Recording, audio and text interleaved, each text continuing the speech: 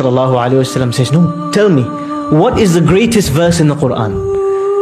And then Ubay ibn Ka'b says, is it Allahu la ilaha illa huwa al-hayyul qayyum?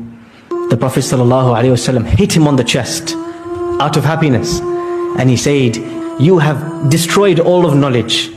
You killed it, as we say today. You smashed it.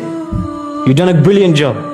How did he know that this is the greatest verse in the Qur'an? Because this verse describes Allah, and it describes Allah in the most complete way.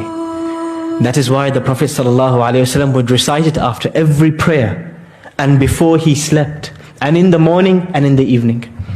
If you count it, the Prophet ﷺ would read this verse 8 times every day, because it describes Allah.